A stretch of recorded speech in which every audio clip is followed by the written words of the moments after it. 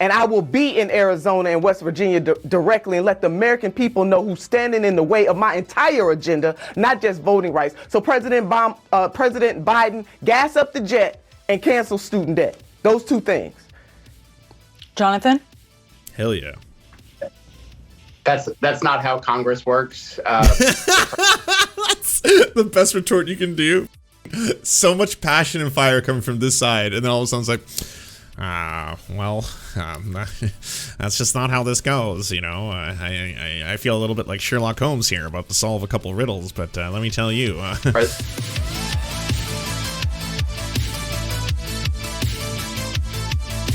By the way, this was a weird headline to see. So this says, CNN debate erupts after former Bernie Surrogate calls Manchin a soulless coward right to his ex-advisor's face. We know who Nina Turner is. Why is it former Bernie Surrogate? That's what really weirded me out. I was like, is Nina Turner not famous enough for you? Mediaite? Is it like CNN debate erupts after Nina Turner calls Manchin a soulless coward right to his ex-advisor's face? I don't know. That one kind of irked me. Some folks are making a boatload of money in Bitcoin. Oh. Well, I have news for them. They're What? leaving about 95% of the profit potential on the table. Shit. Hi, I'm financial news anchor Jessica Borg. Oh, it's a Borg. No, You it's a robot. first, just your reaction to, look, what really appears to be voting rights legislation dead. I mean, this is a sad day. We're in the 21st century, Brianna. We're not in the 20th century, the 19th century, the 18th century. And this is really a sad day, a sad time for democracy. And although the African-American community certainly shoulders an enormous burden when it comes to voting rights because of the historic import of how we had to fight and people had to die to get those rights, this is an attack, make no mistake, on every single person in this country, particularly the poor, the working poor, and the barely middle class. An absolute sad day that you have senators that would rather hold on to the filibuster than to hold strong for democracy in the United States of America. Sad indeed. Jonathan, what do you say? Yes, we need to pass Voting Rights Act. Senator Manchin and Senator Sinema's positions on the... It is nice of this individual to take time from solving crimes and riddles in the background to do this interview. That was big of you. filibuster hasn't changed. They don't think it's good for the Senate and the country overall, and they're worried about what might happen when Republicans take back control of the Senate, which, by the way, isn't that far off. It was only 2 years ago they had complete control. So they are looking to preserve how the Senate works and force them to work in a bipartisan way. But Senator Manchin completely agrees. They do that, though. That's the problem, right? They'll straight up just be like, yeah, we're just going to fire him. We're going to get rid of the parliamentarian because you want to pass this legislation. You know, that's what they do, and they want to do it. They're ruthless. That we need to reform our voting rights in this country, and he's working on it, and he's working on a bill, and he's hoping that he can get 9 more Republicans. But these things aren't easy. It looks like a shower curtain. I assume it's a shower curtain. I assume this was the shower curtain, and then it's kind of like a fun little puzzle that you do while you're washing your body, and then he's doing the interview in his bathroom. And they take time. Nina, what do you make Brianna, of that sort of preservation? Yes. And by the way, we should add this. If you didn't understand, the Senate, each state gets 2 senators. It doesn't matter how populous the state is, which is one of the reasons why the Senate actually benefits Republicans on a whole, because the most populous states like California, New York, for example, they only get 2 senators, the same thing as Wyoming, for example. So that's why a lot of people have often said the Senate is kind of a broken system in its execution. And if it's supposed to be the final checks and balances between what the House passes on its way to the executive branch, then something does need to be done to adjust that, right? Preservation my behind, Brianna. Look, we need to preserve democracy now, so I got to disagree with Wyoming my has more colleagues. senators than people. They better not utter not one quote from the Reverend Dr. Martin Luther King Jr., not one, or any of his colleagues and contemporaries as we come up on his birthday on Saturday and the national celebration on Monday. These people are cowards. They are soulless cowards to hold up a daggone rule. Filibuster is a rule. It's not written in the Constitution.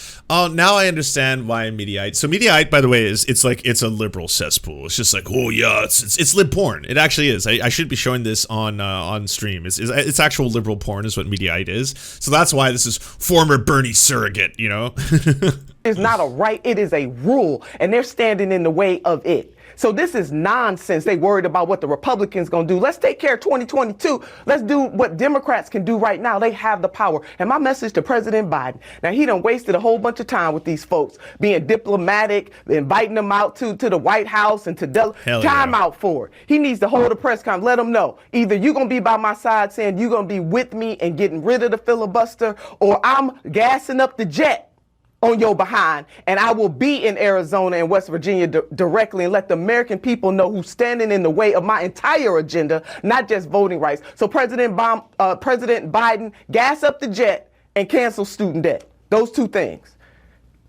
Jonathan? Hell yeah.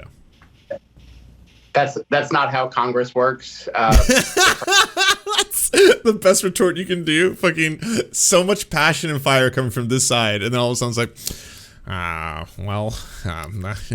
that's just not how this goes, you know. I feel a little bit like Sherlock Holmes here, about to solve a couple riddles, but let me tell you, President Biden has a long history of working with senators. He knows the best way to do it is work with them, have constructive conversations. That's why he had the two of them over to the White House last night. They're going to keep working together. He's had a great first year. He's had a historic first year, and Democrats should be celebrating that and running on that in 2022. Gassing up the jet and heading to West Virginia and Arizona is not actually going to get it done.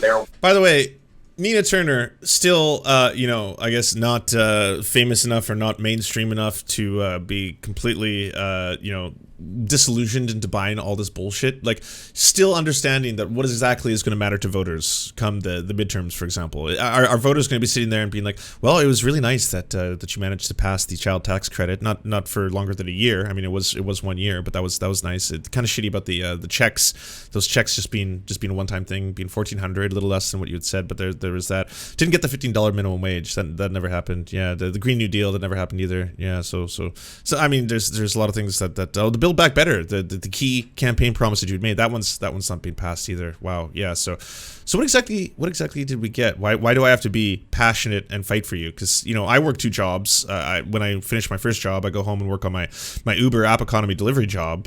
So I don't really have a lot of spare time in my day to dedicate towards volunteering for a political campaign to help you politicians out.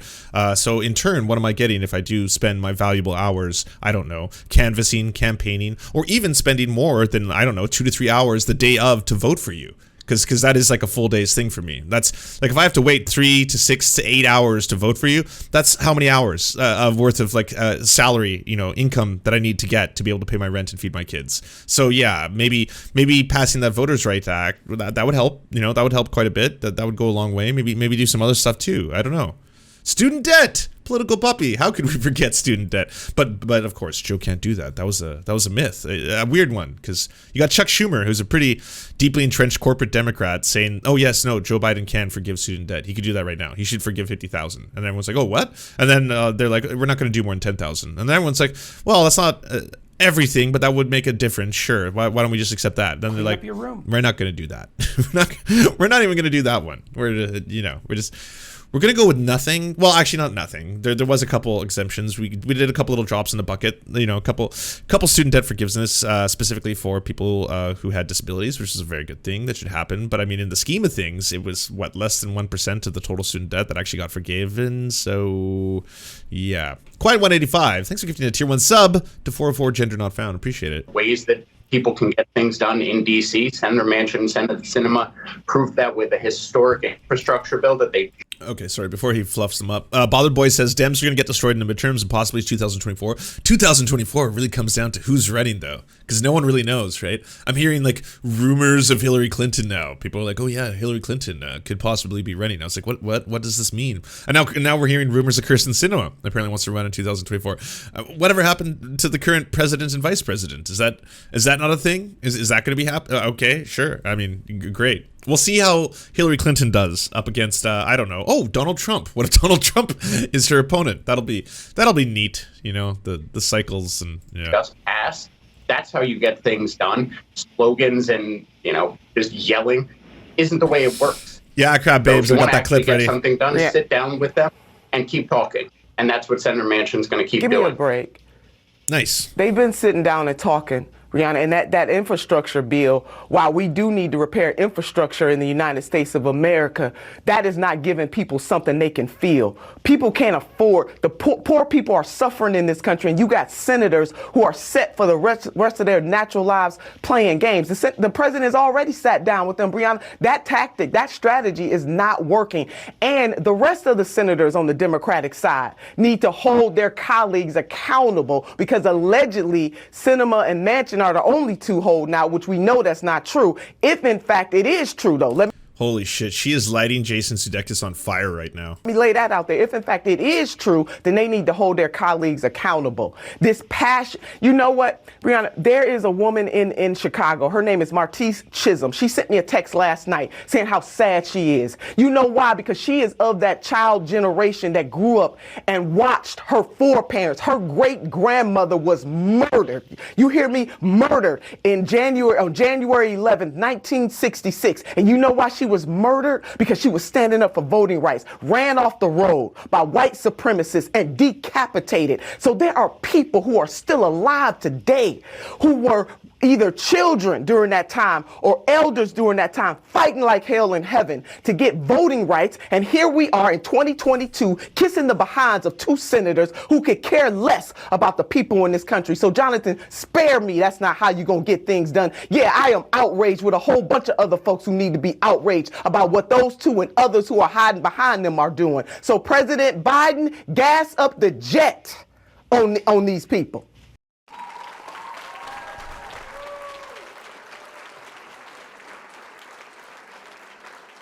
That was really good. That was really, really good. I don't know who this former Bernie Surrogate is, but she's all right. But it's true. Like, I honestly, I've heard the same thing. Like, Kamala Harris was doing this whole thing where she's like, you need to understand all the things that we've accomplished. Charlemagne the God, like, if it wasn't for us, we wouldn't have done so many incredible things. We passed a crucial, COVID package as soon as we came into power. We rejoined the Paris Accord. We did so many things through executive action. We passed the child tax credit, which has cut child poverty in half historically. Like, okay, the child tax credit thing, that's done with. It's over. The student loan debt forgiveness, that one's off the table. I mean, the only reason people aren't getting completely fucked over by that is because they've paused it, and pushed it further. The eviction moratorium, again, like things like that, getting paused and pushed. They're all kind of like little teeny band-aids, keeping the cracks at bay before the fucking river overflows, and just standing there being like, and by the way, vote for us. We're not really going to offer you like concrete and definitive help. But we aren't the other guys. I mean, the other guys, those are pretty much neo-fascists. So what do you want? The neo-fascists or the people who are going to like posture and talk about a lot of things while Manchin and Sinema kind of block everything in the process? It's fantastic. But and now there's a leaked tape where Kevin McCarthy said that Trump admitted responsibility for the Capitol attack. So again, it comes down to, and here's the alternative. So, there's the ineffective Democrats who don't do much. And then there's like, what is it? It seems you're trying to hide something here, Raju concluded in the questioning to McCarthy about his reversal and testifying. Great question, McCarthy shot back. I hope everything gets corrected at CNN. Work through this with all your employees. I say he has responsibility, McCarthy said at Trump on Kern, a local radio station. He told me personally that he does have some responsibility. I think a lot of people do. What I propose, which will make history, I'm right because it's the right thing to do, I believe. So yeah, it's like you get the proto-fascists or you get the fucking spineless, ineffective Democrats. It's like, which one do you want? I don't know. Do you enjoy the Serfs but prefer not to have to use your eyeballs? Many are saying this. Well, we've got the solution for you. It's the Serf Times in podcast form. Available on most major podcasting networks now. If you enjoy it, please consider leaving a good review and feedback because it really helps the show out, apparently, and it's free. Just like the podcast. To our gods, Xander Corvus and Peyton L. Just, we beseech thee to smite down our enemies. To our monarch, Tom Spiker, we are but your humble court jesters, here to amuse you. To our lords, Trevor R., we give thanks for this spit of land for us to eke out this meager existence. To our knights, Merid, Cheryl Alvarez, Ruby Kelly, Ellie Leslie, Alex P., Brandon, Words Greenwood, Nate, that one guy, Hagbird Celine, Matthew Scarborough, Stellar Vision, Ariane McCarthy, Daniel Sutton, Coulter Smith, Val 9000, Jenna Tall, Quiet 185, Anna Loves Riley, Omni, Riley and Anna, Poodlehawk, The Tim Caucus, Multi Mondi, Trevor Yanis, Lemmy 101, Anthropophojack, Cern 42, Catherine, Radical Maniac, Ramon Acosta, Nkosin, Violet Orchard, Sophie Baby, Political Puppy, Andreas Chiringuito, Zach Christensen, Josh Mickelson, Todd Buckingham, and Todd Lajeunesse. We raise our flag in a veil, and we salute you, our friends.